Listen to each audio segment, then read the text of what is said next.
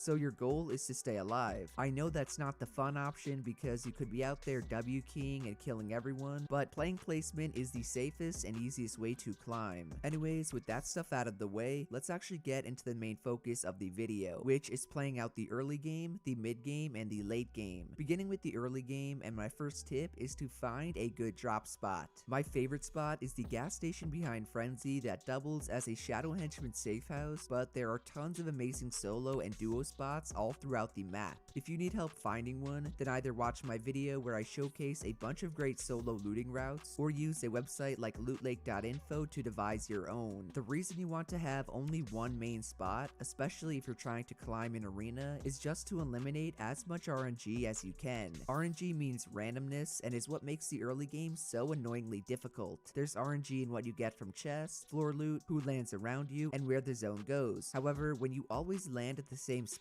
you'll slowly begin to eliminate some of that RNG. For example, I know I'm safe and I won't get into a fight for the first few minutes of the match until someone who lands near the bridge or at the red house rotates over. That gives me an idea on how long I have to farm up materials, find a shotgun, and get full shield before I could end up in an engagement. Even more important though is that I know where I'm likely to get engaged upon. Most of the time that's while I'm still inside the bunker and they try to sneak up in through the dumpster or telepody. No matter where exactly it is, the point is that I'm never surprised or taken off guard, which would happen a lot if I had a different drop spot each game. My next early game tip is for the drop off the battle bus. In the past, I've always said to land on floor loot when you can because you know what you're getting. I still do stand behind this and I will always land on something like a gray tack when I see one, but if you're landing at a house or building, always land on a chest spawn. Ever since chapter 2, chests have a 100% spawn rate, meaning they will always be there. This is much different than before chapter 2, where chests had a random spawn rate. Sometimes they just would not spawn at all, which is why I never advise landing on them. Then the other big change that happened was that Epic vaulted bolt action snipers in season 2 and removed fishing rods from chests. That means you're basically guaranteed an AR, SMG, shotgun, or pistol from a chest. With floor loot on the other hand, sometimes it will just be heals or materials. So again, unless there's a tack or an SMG on the ground near your drop spot, always land on chest spawns. Still on the early game, and another helpful tip is figuring out your loadout. This should go hand in hand with your landing location and loot route because you always want to have an ideal loadout in mind. For me, that's an upgraded shotgun which I get by using the decoy grenade trick and killing all the henchmen, as well as an AR, SMG if I have a pump, minis, and floppers. Mind you, if you're someone who doesn't land near any water, then your loadout will be completely different. You cannot expect to get a heavy sniper or C4s if you don't land near a vault spot, or floppers and slurp fish if you do not land near fishing holes. You gotta be realistic and do your best to come into the mid game with that perfect inventory. My last little early game tip is to be aware that Epic changed the timer on the first zone. Instead of making it 3 minutes to completely close in, it now takes 4. So even if that change was mainly intended for people dropping at the new spots and the edge of the map, it helps out everyone if you're aware of it.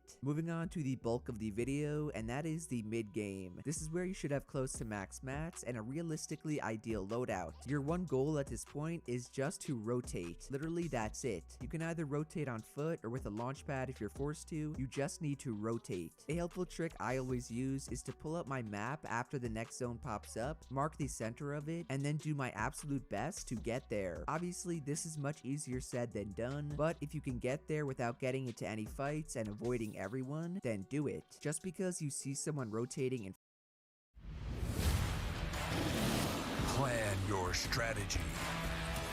Upgrade your skills. Ascend your champions. And defeat your enemies. Raid Shadow Legends, now available for PC and Mac.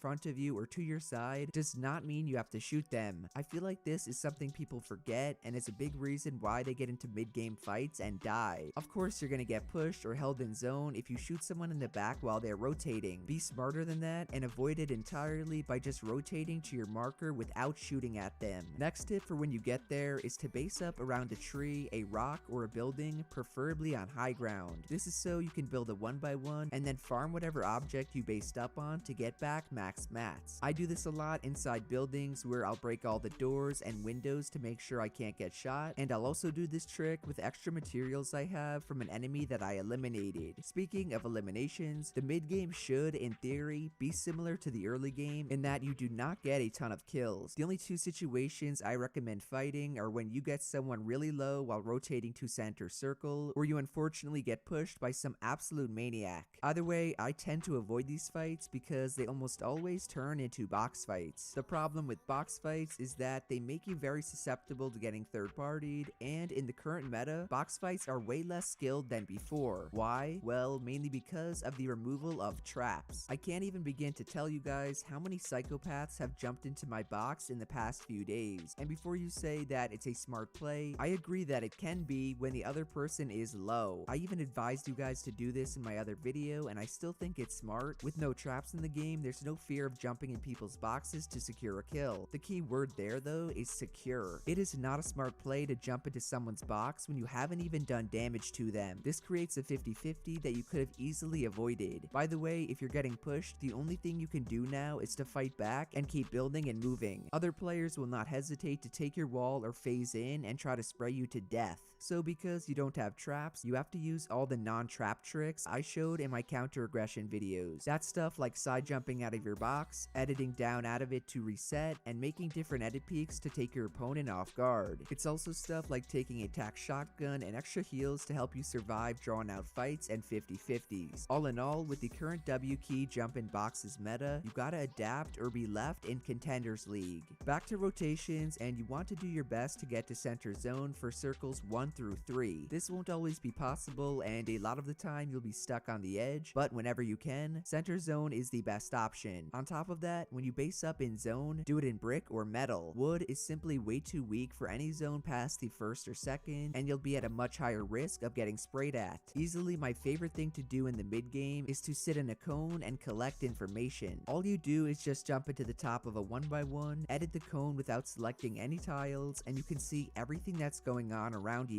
Usually I just sit there and plan my next rotation. Sometimes though, I'll get a little cheeky and edit up one side to take shots on my opponents. Second to last note about the mid game is planning for the half and half zone. This is the 5th circle of the match that is half inside the zone and half outside of it. The way you play around it is by basing up on the edge of the 4th circle and not the center. This way you take the gamble, while at center zone, you will never ever be inside of it. Final thing I wanted to say regarding the mid game is to plan your rotations. Plan where you're going to rotate to, how you're going to rotate, aka with a launch pad or walking, and when you're actually going to rotate. In this clip, clip, you can see the 4th circle is in a weird spot for me, so I place my marker on the left edge for where I want to go. The reason I decide to rotate down and around is because I know nobody's by the beach side and I have a free rotation. Then, as you can see, after I make it to zone, I use my other tip and base up near a rock to get some mats. I definitely should have stayed more towards the edge, but it doesn't really matter because I lose the gamble and get a max half and half zone. Still, I plan again where to rotate, which is from the bottom up towards the top, and make it to the half and half circle. The last stage of the game, which commences after the 5th zone, is the end game. And unlike the mid game, your rotations here are going to be a lot more chaotic. Therefore, your sole goal is to survive and get into the next safe zone. It doesn't matter whether you end up on the edge or center of it, on high ground, mid ground, or low ground, you just want to stay alive. Keep in mind, high ground is definitely the most advantageous, but don't force yourself to try and get up to it. Definitely my most important tip for the end game is that you want to master as many tunneling techniques as you can. The most important ones are the standard box tunnel, the single ramp tunnel, or the ramp wall tunnel. All of these methods will keep you protected from people shooting at you as you rotate. Another obvious late game tip is that this is the time to utilize all of your utility. If you're a flopper boy like me, that means sitting in zone and rotating late. Or if you get lucky and have a mythic grappler, you can use that too. Whatever the utility may be, do not tunnel vision and forget to use it. Lastly, remember that this is the time to look for picks and to take shots on opponents while they rotate. Even if it's a measly 10 damage pump, trust me when I say the shot is worth taking. You never know how low someone might be, what loot they might have to help you win, or how impactful their death may be. So I know I didn't go too in depth into the late game. Let me know down below if I should make a full late game guide. I just feel like most people know how to play them out from zone wars or watching pros, which is again why the hardest part of the game to me is actually making it to the end game consistently. Overall guys, that is how to do better in arena and reach champion division. So if you guys learned something new or found the video useful, then do be sure to drop a like, subscribe to the channel, and to turn on my post notifications. Shout out to everyone using code Jarian. I really do appreciate every single one of you guys who uses my code. Even if you don't and you watch the videos, I still love you too. Otherwise, that's it from me, and I will see you guys in the next one. Later.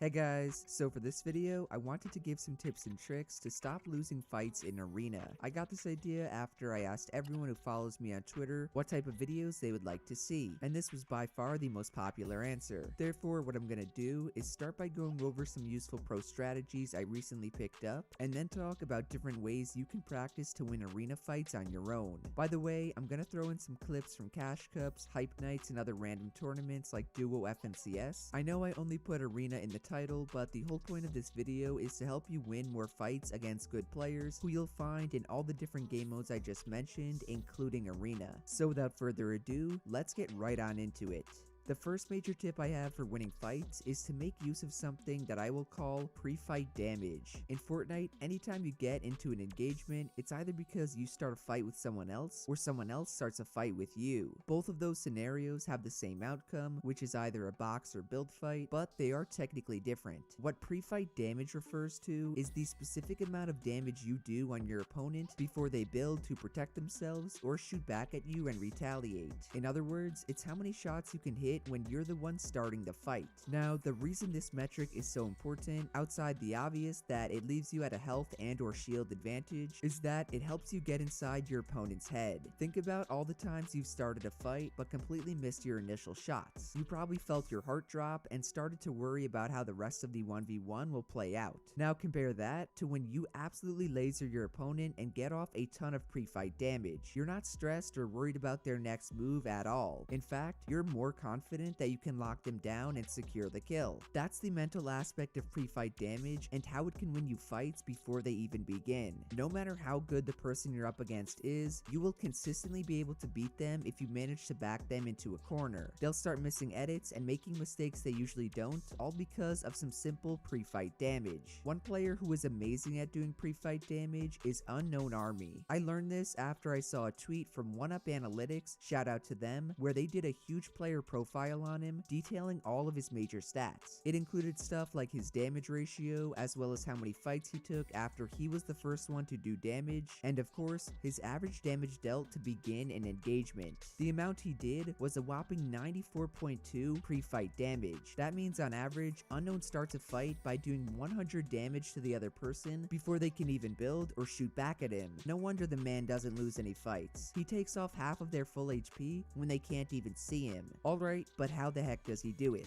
At first, I'm not gonna lie, I kinda wrote it off as him abusing aim assist. Like, of course he's gonna hit all his shots when he can just spam L2 without any sort of bloom. However, after going back and actually seeing what happens, aim assist was not as big of a factor as I had thought. What was, we're doing things like crouch walking up behind people to surprise them, waiting for his targets to jump before he shoots in order to track them better, and utilizing first shot accuracy to the best of his ability. These are simple things anyone can do regardless of what input they use, and if you're still not convinced of it, then tell me how Unknown manages to do so much pre-fight damage while he's on keyboard and mouse as well. All these clips are Unknown off of controller, and he's hitting just as many pre-fight shots compared to when he was on it. So again, pre-fight damage does not depend solely on aim assist. It definitely helps to boost it and can play a large role with it at times. I just don't want you guys thinking you can't maximize that metric without a controller. As long as you play smart, position well, and practice your aim, you can easily start winning more fights by doing more pre-fight damage. Second tip to stop losing fights may seem like a stupid one, but it's that you don't always need to finish out a 1v1.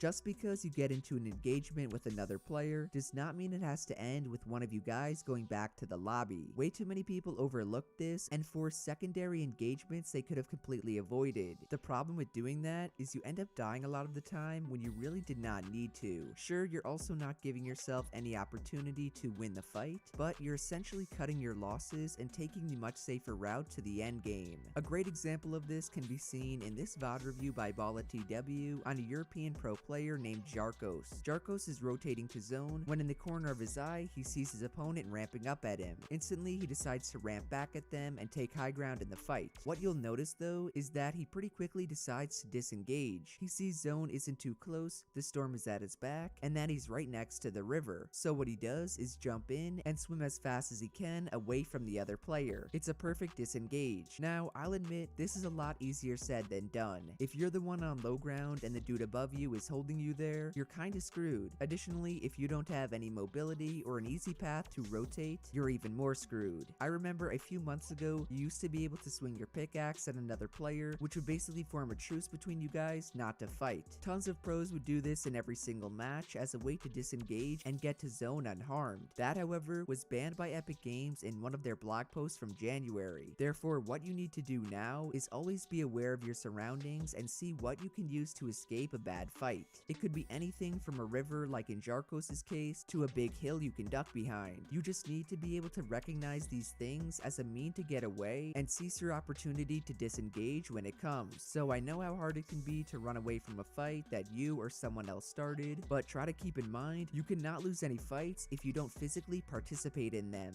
Second to last tip to win more fights is to start playing around your strengths. I'm sure all of you guys can agree with me that everyone has different strengths and weaknesses in their gameplay. Some people like me who have really good ping and aren't too cracked mechanically are great at box fighting, while other people who spend a lot of time in creative are better at build fights. Whichever it is you prefer, make your opponent play around it in game. Do not, and I repeat, do not submit to them and let them control the fight. Something I always do to put this into perspective is just to box up whenever I lose high ground and wait for my opponent to try and take my wall. I know for a lot of you guys, this is a really cheap and scummy way to play, but the fact of the matter is, it works. I don't have time to free build for 3 hours a day like some of these cracked middle schoolers can. Therefore, I don't build battle them to height limit in arena when I don't have to. I can just sit with a cone in my box and use all the different box fighting tricks I've shown you guys in my videos. Be aware though, you don't want to do the same thing every single fight. Any good opponent will catch on to what you do and will be able to take advantage of it. So yes, it is more effective to use what you know and what you're good at, just don't default back to the same move or two in all your engagements. The final tip before I move on is one I've talked about a few times in the past, making use of your utility. Chapter 2 Season 2 is the first time in a while we've seen tons of different weapons within the loot pool. Heavy snipers, C4s, proximity landmines, miniguns, silenced ARs, grapplers, the list goes on and on. If you're not taking advantage of these things when they're available to you in game, then you're straight up making a mistake. Those items are called utility for a reason, so use them for what they're good at. Use them to take walls, to pressure your opponent when you're box fighting, or to secure an easy kill. Whatever you do, don't be like me and completely forget to use them. I can't even begin to count how many fights I've both won and lost with 6 C4s or a loaded heavy sniper in my inventory. I subconsciously zone out and only think to use my shotgun, AR, and SMG. So please learn from my mistakes and how often I lose my fights by using all the utility you have when you can.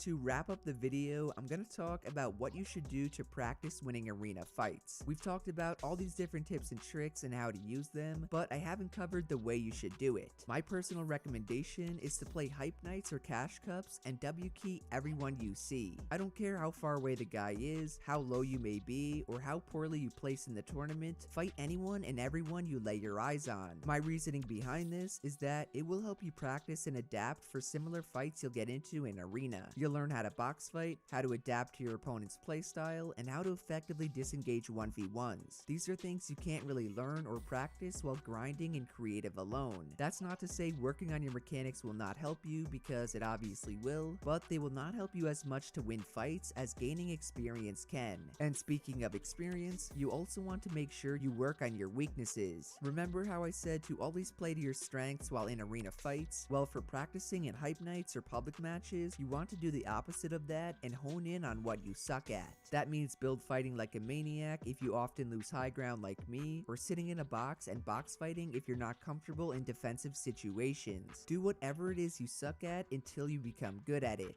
But what if you're not sure what you struggle with the most? I would say to go into replay mode and see exactly how you're dying during fights. You will quickly notice a pattern in your gameplay and will be able to pinpoint your personal weakness. If you still can't after doing all of that, or you're not dying that much in actual fights, then just work on everything altogether. Hop into arena, play for endgame, and see if you really have improved. If not, watch this video again and repeat the process of finding your downfalls, then actively work on them. Overall guys, that's everything you need to know to stop losing fights in arena. I promise you, if you actually follow what I said, you will start gaining a lot more arena points than you will lose. So remember to maximize your pre-fight damage whenever you can, disengage from fights you're not comfortable with, and to play around your strengths. On top of that, go into Hype Nights or public matches to work on your weaknesses by fighting absolutely everyone you see. So if you learned something or found the video useful, do be sure to drop a like, subscribe to the channel, and to turn on my post notifications. Shout out to everyone using code Jerian. Let me know if you use my code on Twitter or Instagram, @itsjerian, and I will make sure to shout you out in my next video. Otherwise, that's it from me, and I will see you guys in the next one. Later.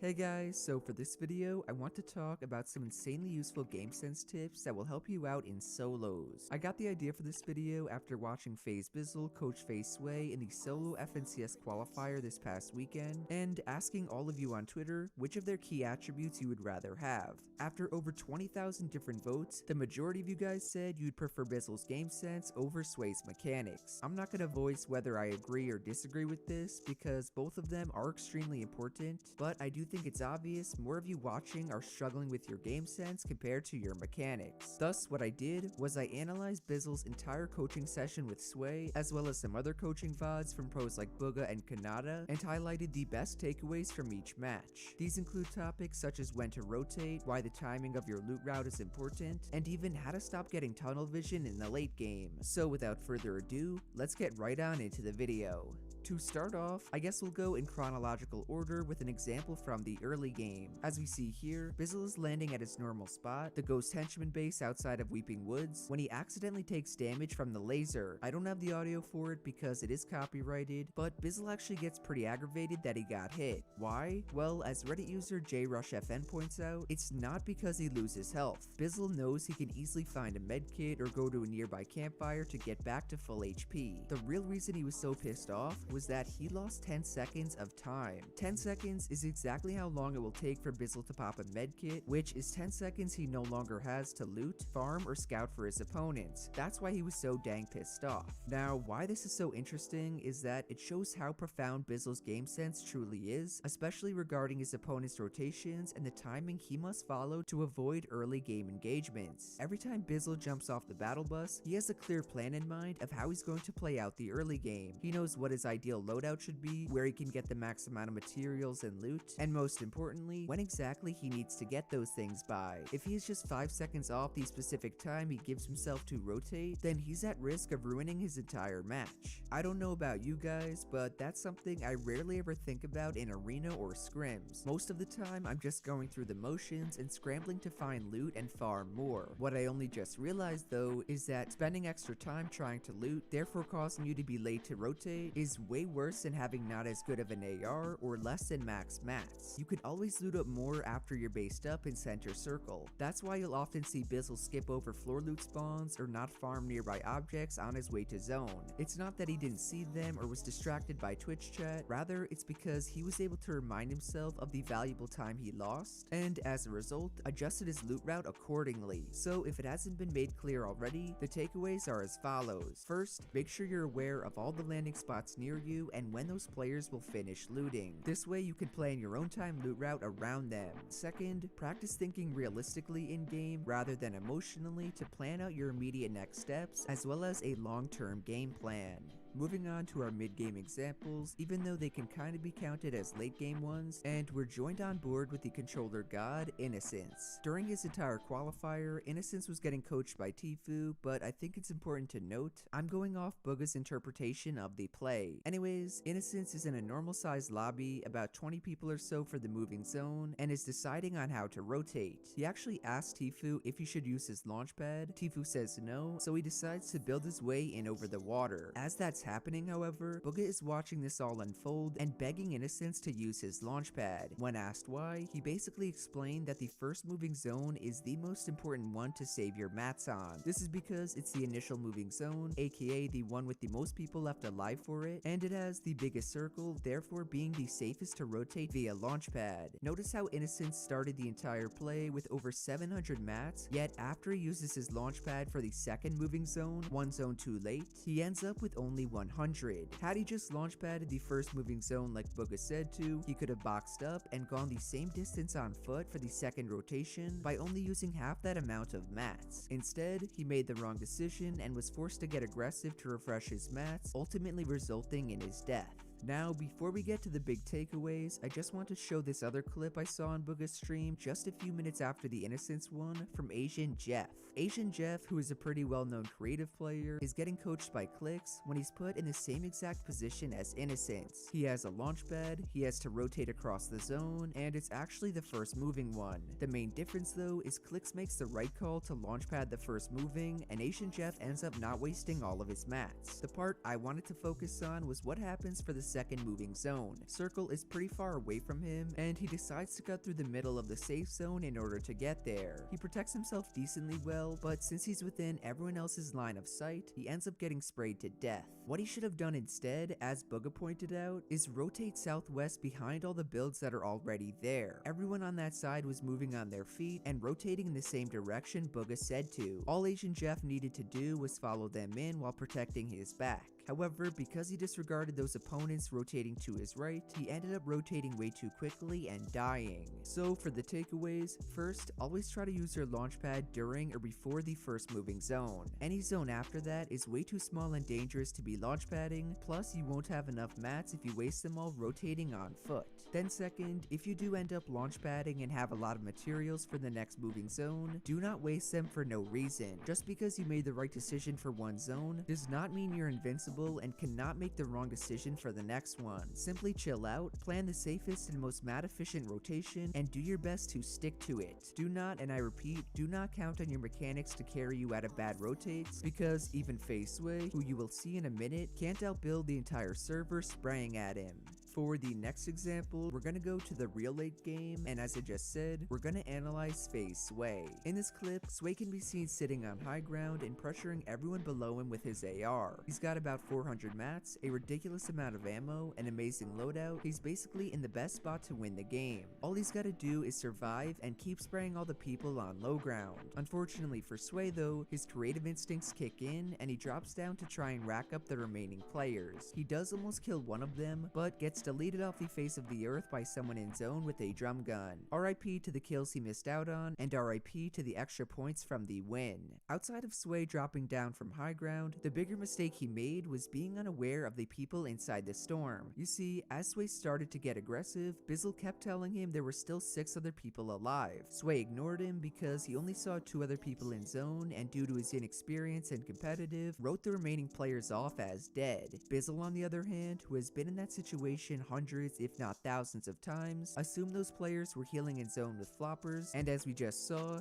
he was right. But what if those players were actually dead and Sway won the game? Do you think it then would have been a good decision? Hopefully you said no, because it would not have. Way too many players, including myself, see a poorly made decision pay off, and only because it did not result in something bad happening, will they start to think it was the right one. If you're trying to be as consistent as Bizzle or Mr. Savage, that is the wrong mindset to have. Simply because a play resulted in a kill does not mean you should have made it in the first place. You constantly have to be thinking about the worst outcome that could have happened and make your decision based around that happening. Sway did not account for that, as he completely forgot about flopper players, and it resulted in him throwing the match. So I won't do an ending takeaway for that example since I just said it, but my parting message is to make all your decisions based on the worst possible outcomes, aka play safe. To wrap up the video, I'm gonna talk about how you can improve your own game sense. I've talked about this a few times in the past and gave you guys advice to VOD review and play scrims. Still, many of you guys have told me that it hasn't really helped. One decently new way to improve your game sense that I personally love using is to go into replays and predict how you'd personally play out the match. To do that, go to the Compete tab, over to any of the major FNCS or Cash Cup events, and click on whichever pro you want to watch. Then hit the match history button and you can choose from any of the games they played out. This will put you directly into replay mode from their perspective, where you can choose to watch their gameplay or do what I like. Yo, what's up guys? Sorry, I kinda slept in. I'm pretty sure this is a new feature, as I don't remember it ever being a thing in the past. Regardless, it's awesome. You can see all the zones on the map, as well as the exact I don't know if anybody's in chat. Went. My internet shut off, so I had to fucking restart the stream, so now it's not gonna be 12 hours. Kinda pissed about that. Fucking bullshit, dude. Yo, what's up, Lush Eclipse? Dude, like, my fucking internet shut off, and now it's not gonna say I streamed for 12 hours. I'm kinda pissed. Lastly, and not using the replay system, I'll ask questions when I'm in a pro player's chat, essentially getting them to talk about their thought process. Don't ever be afraid to ask questions and get your teammates or your favorite streamers to explain their decision making. The more knowledge you have, the more informed your own decisions will be, and the smarter you will become as a Fortnite player. Overall, guys, those are the most important game sense tips I have for Chapter 2, Season 2.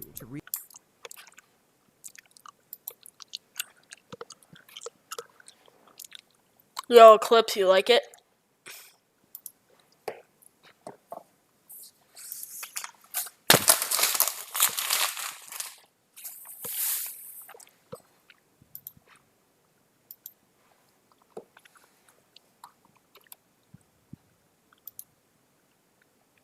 Do you like that on the screen right there? It's pretty nice, isn't it?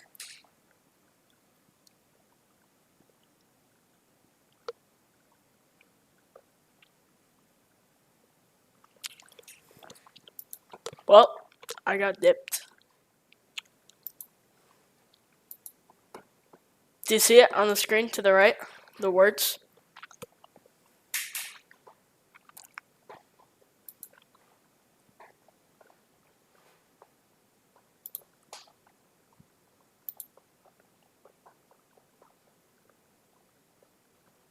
Yeah, the purple.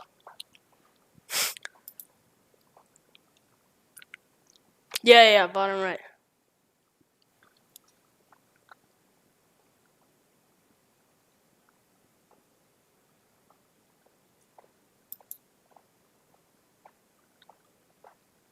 Yeah.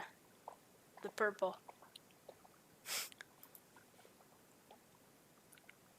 Yeah, bottom right. Shoot. Guys, give me 1 sec. I gotta restart stream. Fuck. Fuck, man. Come on.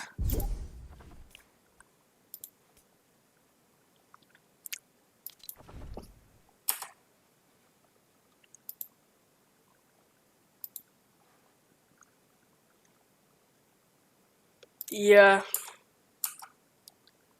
But I have to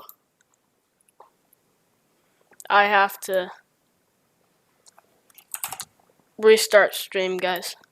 Because it's really delayed. It's a minute delay.